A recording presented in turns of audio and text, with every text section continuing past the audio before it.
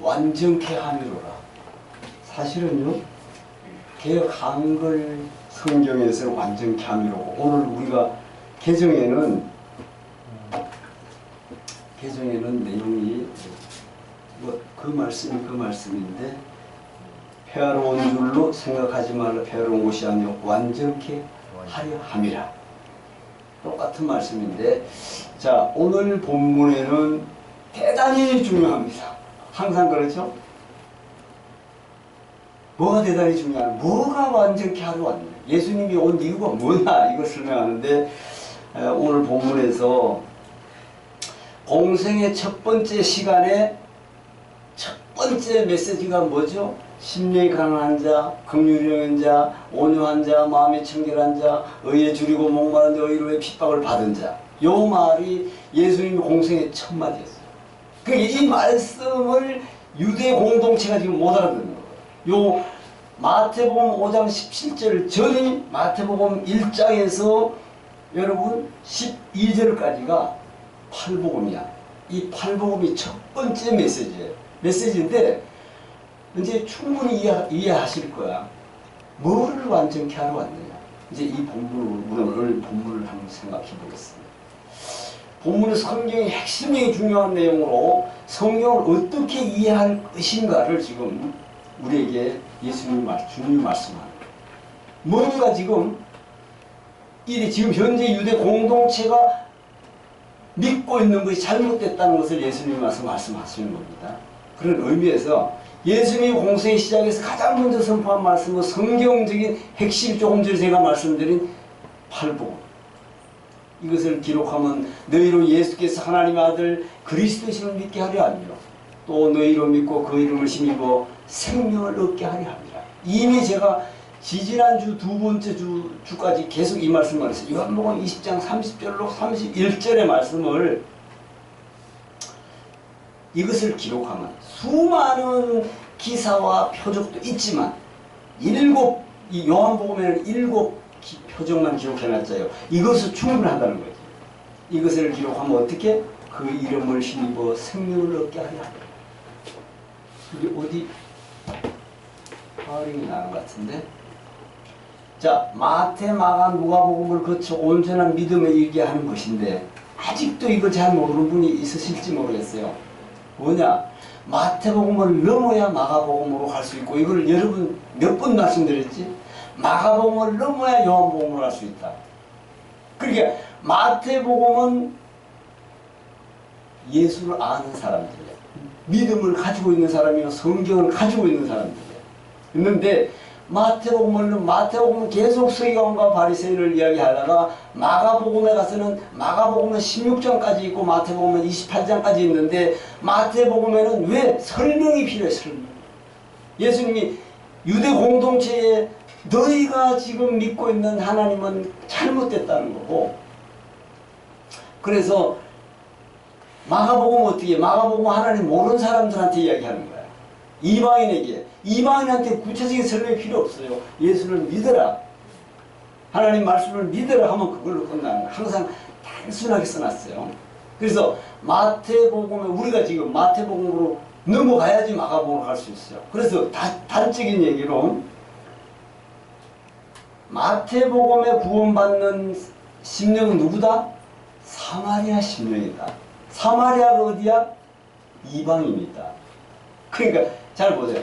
마태복음은 유대 공동체고 마가복음으로 가려면 이방인의 심령이 돼야 된다는 거죠. 항상 마태복음에는 사마리아인이 구원받는 거야.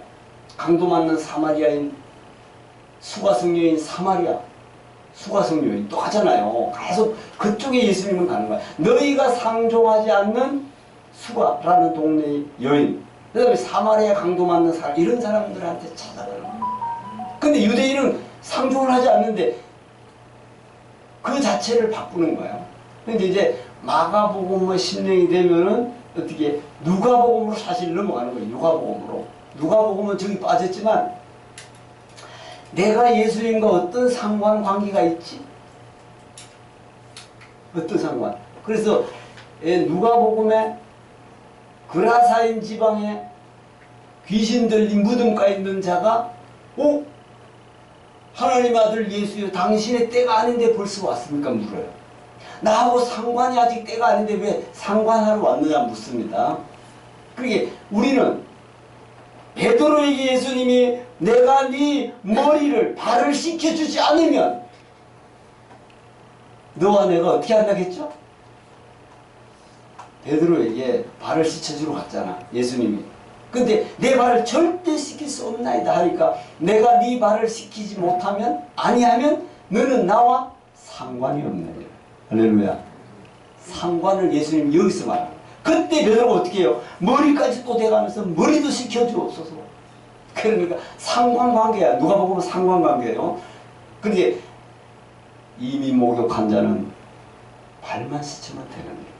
이렇게 말씀하고 있습니다. 그래서 마태를 넘어 마가로 가고 마가에서 누가로 갔다가 누가에서 요한복음으로 가요. 요한복음이 최종적이잖아요. 구원받은 모습이다. 이 점을 꼭 이해하시고 그 과정을 자기를 부인하는 것으로 말씀하고 예수님도 십자가를 져야만 하는 결론적으로 예수님도 십자가를 반드시 져야 돼. 그리고 고난의 십자가를 지지 않고는 부활의 영광이 예수님도 존재하지 않아요. 그래서 예수님도 보내심을 받은 자잖아. 하나님께로 보내심을 받은 자야. 하나님께로 예수님의 독자로 보내심을 받았는데 예수님은 신뢰하며 우리를 보내셨어. 할렐루야. 신뢰함으로 우리는 보내심을 받는 자입니다. 마찬가지예요.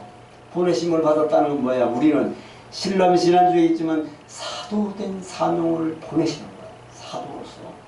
그 과정을 이해를 하시면 좋겠고요. 믿음이란 구약에서 믿음이 왜 없었어요? 있었지. 그럼에도 예수님이 왜 그럴까? 행위적인 데만 자꾸 생각하는 거야. 구약에 보세요. 이사야 선지자에게 말씀한 그 내용을 자세히 보면 양 잡아오지 말라는 거야. 지겹다고 안 그랬어요. 왜? 너희가 마음은 변하지 않고 양만 잡아오는 거야. 똑같습니다. 지금이나 그때나. 오늘은 안식일인데 양 한 마리 잡아가야 되겠네. 한 주간 뭐 죄의식을 느끼어서 그렇다면 이사야는 오지 마라 소리를 안 돼. 마당만 밟을 뿐이다. 성전에 마당만 밟지 말라는 거잖아요. 있는데 그럼에도 신약에서는 구약에 머물러 있다면 결코 구원의 길이 없다. 예수가 온 이후로는 율법에 있으면 구원의 길이야. 그렇다면 율법 시대는 어떻게 구원받았죠? 율법을 지키면 구원이잖아. 율법을 지키면 그게 달라요. 그러니까 구약에도 마음의 문제야. 사실은 마음의 문제입니다. 그런데 한 주간 내 사랑이 잘못 살았구나. 양을 잡아갈 때 양이 죽을 때 내 마음이 아파요 안 아파? 똑같은 거예요. 양이 죽음으로는 나를 대신해서 죽는구나. 이게 믿음인데 나중에 타성에 있어져가지고 양 한 마리 잡아가야지 이렇게 변하고 말았다는 것이죠. 그래서 구약 율법에 머물러 있으면 예수가 온 이후로는 율법을 완성하러 왔고 내가 율법의 선지자를 펴러 온 게 아니라 완성하러 왔다. 완성. 그럼 완성만 오늘 찾으면 돼요. 완성만 찾으면 너무나 놀라워요. 따라서 온전케 하기 위해서 독자를 육신으로 보내. 예수를 육체로 보냈잖아요. 그래서 구약이 보이듯이 항상 보인다 했죠? 불기둥, 구름기둥, 만남의 추락이 홍해 다 기적이 눈에 보였는데 그 보이듯이 육체로 아들을 보내야지 너희들이 구원받을 수 있기 때문에 육체로 보내는 거야. 보내서 구약은 기적과 표적을 먹고 광야를 지나고 가나안에 들어가는데 그러나 그 신앙이 완전한 구원이 아님을 알아야 한다. 지금 와서 우리는 그것이 애굽의 옛사람이 광야에서 죽는 것이다. 여러분 광야에서 죽는 거야. 그게 뭘까? 옛사람이 죽는 거야. 잘 보세요. 20세상 계수된 장정이 60만 3,550명이었는데 그들이 한 사람도 남지 않고 광야 40년 동안 방황할 때 다 죽었다. 성경에 기록해놨어요. 민수기 1장에. 한 명도 남지 않고 애굽 세대가 다 죽었다. 그리고 광야에서 태어난 세대가 어떻게 됐다? 그리고 요단 앞에 이제 요단을 우리 넘어가야 가나안이잖아. 요단강 건너가 만날 천국을 가라. 계수된 자는 60만 1,730명이었다. 그러니까 40년 동안 60만 명이 죽고 60만 명이 다시 광야 세대가 가나안에 들어간다. 저 말은요, 옛사람이 지금도 마찬가지야. 내 옛사람이 죽어야지, 거듭나야지 주님을 만날 수 있다는 말씀인 줄로 믿습니다. 근데 구약적 의무로는 광야에서 죽고 광야 세대 가나안에 들어갔다는 것은 사실 구약적으로는 구원의 그 모습이에요. 구약의 모습의 구원 모습. 아시겠죠? 그래서 민수기 1장에서 60만 3,550명이 26장 끝에 가서 60만 명이 똑같은 장정이 있었다. 그 숫자만큼 거듭난 자다. 이 말씀을 꼭 기억하시고, 이 같은 내용을 보면 우리 인생은 태어나면서 옛사람, 즉 아담의 후예이기 때문에 죄인된 생명으로 태어납니다. 다시 말해서 지난주에 말씀드렸지만 아담의 후예이기 때문에 죄인이 된 것보다 내가 선악과를 따먹은 존재라는 걸 먼저 알 수 있어야 돼요. 내 마음을 돌이켜보세요. 아주 이기적이고 시기심 많고 내가 따먹었기 때문에 그래요.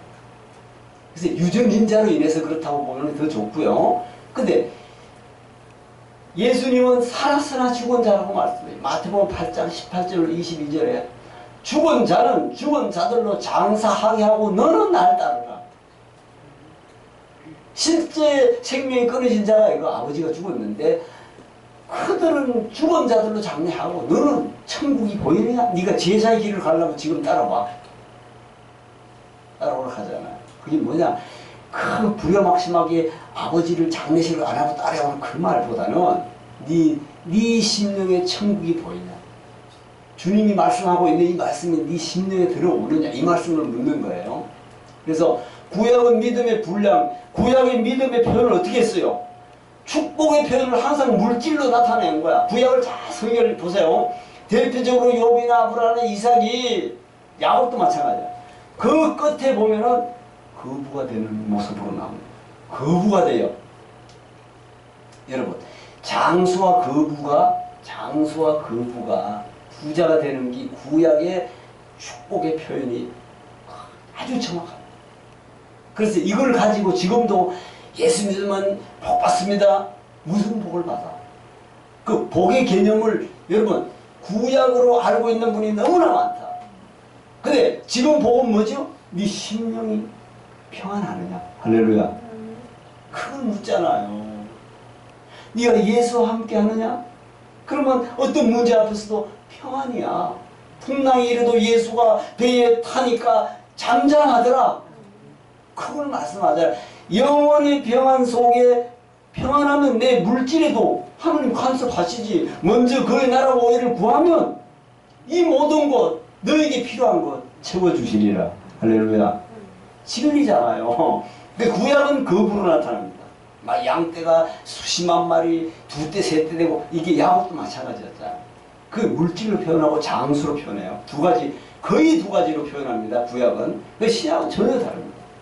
본문은 이미 성경을 가지고 있는 누가? 대상자, 유대인을 대상으로 말씀하는 거야. 오늘 마태복음 5장 17절에 말씀하는 건요. 자, 그렇다면 이미 산상수훈 마태복음 5장 1절에서 12절까지 선포하신 팔복인데, 유대인의 구약적 신앙은 모세를 통해서 애굽에서 역사하신, 잘 보세요, 역사하신 하나님의 놀라운 표적과 기적 가운데 출애굽과 육지같이 걷던 홍해의 기사와 구름기둥 불기둥 만남 매출할 역사를 경험했어요. 이들이 실제 오늘 본문에서 믿음이란 마음의 문제로 전환시켜요. 이게 눈에 확 들어와야 돼요. 이제 아시겠지? 자, 유대 공동체에 지금 4장에서 성령이 이끌려 광야의 40일 시험을 받고 5장에서 선포한 말씀이 바로 이 첫 번째 말씀이 너 심령이 가난한 자는 복이 있느니 천국이 너희 것이다. 이걸 하니까 유대 공동체는 모세의 기적만 받던 사람인데 저 사람이 이상한 말을 한다는 거야. 그걸 예수님이 저들의 마음을 알고 있어요? 모르고 있어? 알고 있기 때문에 오늘 본문에 야, 내가 율법의 선지자를 패러 온 거 아니야. 저들을 가만히 보니까 우리 조상 모세가 이야기한 율법의 선지자를 폐하는 같은 말씀 자꾸 하는 거야. 말도 안 되는 말을 하고 심리가능한 게 뭔지도 몰라 아직 이들은. 그러잖아요. 그리고 의에 줄이고 의로의 핍박을 받고 마음이 이걸 모르는 거야. 완전히 다른 말씀을 하는 거야. 그러니까 이 공동체를 보고서 내가 완전히 알아봤다고 하는 거야. 그래서 믿음이란 마음의 문제야. 항상 구약도 마음의 문제지만 저들은 행위적으로 했단 말이야. 따라서 믿음이란 마음의 문제라는 점을 처음부터 공생의 메시지부터 예수님이 선포하는 거예요. 그래서 그 결정적인 공생의 메시지가 그것입니다. 심리에 관한 자의 줄고 목말 마음이 청결한 자를 말씀할 때에 이 말씀을 할 때에 유대 공동체 서기관과 바리새인들이 생각하는 저들의 마음을 보시고 보니까 산상복음 팔복음을 하고 나니까 저들이 바리새인과 서기관 저 사람이 지금 율법이나 선지를 폐하러 온 것 같은데 이 생각을 분명히 하고 있잖아요. 그걸 이미 주님은 아는 거예요. 그래서 이 말 끝에 여기에서 확실하게 해주는 겁니다. 그래서 율법이나 선지자를 폐하러 온 줄 생각하지 마라. 저들이 지금 율법이나 선지자를 폐하러 온 것 같이 보이잖아. 말씀드리는 게 전혀 못 알아듣는 말하니 믿음의 문제를 새롭게 변경시키는 것이다. 다시 말해서 여러분이 더 깊이 생각하려면 양을 잡아들이러 가던 것을 세례 요한이 와서 세례로 바꾸는 거하고 똑같아요. 이제 양 잡아가서 제사 받는 건 아니야. 이제 네가 죄인 같으면 칭례를 받으면서 회개하라, 천국이 가까이 왔다. 세례 받으러 나오는데 우리가 어떻게 해야 하리까? 누가복음 3장에 이야기하고 있잖아요. 그때 세례 요한을 이야기하는 거야. 그러니까 세례 받으면 세례 받는다고 구원은 아니잖아. 성령 세례를 받아야 되지. 그럼에도 우리 과정이 그거잖아. 세례 받아 난 죄인이었구나. 죄인임을 깨달으면서. 그래서 그런데 중요한 것은 완전케 하는 게 뭐냐. 완전케 하는 게 요게 오늘 답이에요. 무엇이 율법의 완성인가? 그죠? 지금까지 모세를 통해 기사와 표적은 영적 내 심령에 안식을 주지 못했다. 확실하다. 여러분 우리 알 수 있잖아. 보이는 거와 나타난 걸 없어지고 나면 내 심령 그대로 있어. 근데 예수님이 나와 함께하면 어떤 환경이든지 주님이 나를 간섭하셔. 그래서 지금은 기사와 표적 절대 내 심령에 안식이 없다. 옛날에는 뭐 기도원에 가면 표적이 나타나고 지금도 여러분 뭐 유튜브 보면 뭐 예적 치유 성경을 분명하게 모르면 기도하면 뭐 역사 일어난다. 물론 역사 일어나죠. 근데 말씀이 바르게 서있지 않는 기도해봐. 악령이 역사할 수가 얼마든지 있다. 그걸 갖다가 다르게 생각할 수가 있다는 거죠. 그래서 지금 그게 좀 안타까운데 지금 기도원에 물론 사람이 못 가겠지만 옛날에는 그 시당이었어. 그래서 말씀과 기도로 여러분 디모데전서 4장 4절로 5절에 하나님이 주신 모든 것이 선하며 감사히 받으며 감사히 받으며 그게 말씀과 기도로 거룩하여 지는 그냥 거룩해지지 않는 항상 우리는 기도에는 말씀이 있고 말씀 안에서 기도가 필요한 거지. 무조건 기도해보세요. 아무것도 모르고 세상 사람들도 천지신명기 기도하는 건 진실이지. 그러니까 예수님의 말씀이 우리 안에 와서 기도할 때 성령이 역사할 줄로 믿습니다. 그래서 이 기사와 표적은 안식을 줄 수 없어. 이걸 말씀하는 거예요. 그래서 여기에 또한 인생의 공허를 메울 수도 없어. 그래서 믿음이란 성령이 예수의 영이 나를 구속하느냐 안 하느냐 이 차이예요. 그래서 이것이 오늘 본문이 말씀하고자 하는 놀라운 내용. 완전케 하는 게 이제 여기서 율법의 선지자를 폐하러 온 것으로 알고 있는 유대 공초를 향해 자세하게 설명해 주는데 그것이 뭐냐? 본문에도 나와 있어요. 옛사람에게 말한 바 살인하지 말라. 누구든지 살인하면 심판을 받게 되려 했다는 것을 내가 들었으나 오늘 본문 20절 들었으나 여보세요. 나는 너에게 이르노니 형제에게 노하는 자마다 심판을 받게 되고 형제를 대하여 가하라 말하는 자는 공에 잡히게 되고 미련한 놈이라 하는 자는 지옥불에 들어가게 되리라. 이게 오늘 본문 20절, 21절 끝에서 나온 거야. 주님이 이같이 말씀하시는 내용은 이제 실제 살인하지 아니해도 지옥불에 들어간다는 거예요. 잘 보세요. 어떻게 하면? 형제를 보고 미워하고 라가라하고 미련한 놈이라고 하면 살인자다. 할렐루야. 요거를 변경시킵니다. 실제 지난주에 요한복음에서도 9장에서 말씀드렸죠. 지난주에 유대인들이 간음하다 붙잡혀온 여인을 예수 앞에 데리고 왔어요. 모세의 율법에는 이 자를 돌로 치라 하였는데 선생은 어떻게 하겠습니까? 항상 그렇죠? 그런데 너희 중에 죄 없는 자가 먼저야. 먼저가 중요해요. 그러니까 뭐야? 모세 율법엔 돌로 치라 했는데 왜 그들은 갈까? 그게 양심의 법이 하나님 뭐죠? 예수님의 입에서 나오는 그 말씀이 이들을 구속해 준 거야. 그래서 간 거야. 가책을 받았어. 근데 인간에게는 내면의 세계에 죄의식을 갖고 있고 말씀이 들어가니까 떠나가는 모습입니다. 그래서 이렇게 주님이 말씀하시는 내용이 이제 너희가 실제 사람을 간음하지 않아도 살인하지 않고 실제 사람을 죽이지 않아도 너 이 상태로 있으면 지옥불에 가. 그러니까 내 마음이 변해서 거듭나는 거 설명하죠. 심령이 가난해지지 않으면 넌 지옥불에 들어간다는 뜻이잖아요. 이게 충분히 이해가 되실런지 모르겠는데 이것이 완전케 하는 내용입니다. 따라서 분명한 것은 실제 살인하는 것이 아니라 마음으로 노하고 업신여기고 미련하다고 하는 것이고 살인이라는 사실을 오늘 본문에서 명확히 말씀해 주고 있다. 살인하지 말라 하는 말을 들었으나 모세 율법에 그래 나는 너에게 말하는 거야.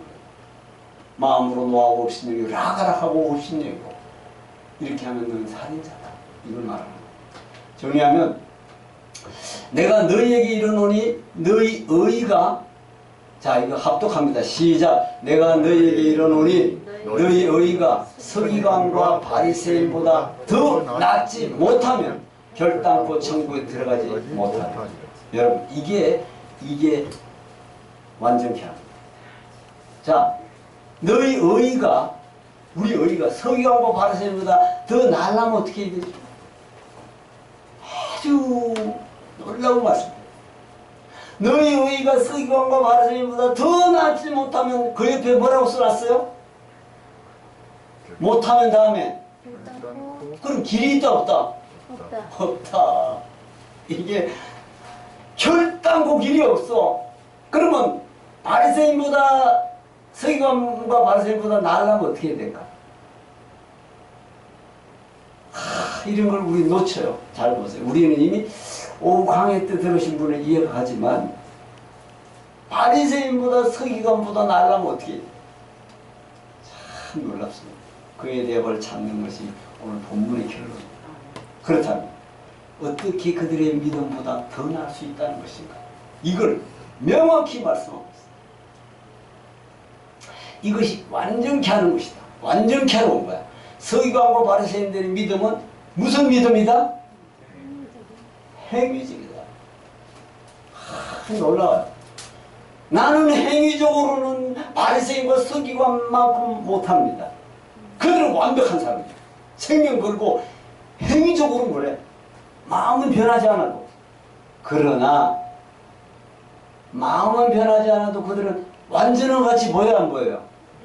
완전한 같이 보이니까 예수님 앞에 달려오지.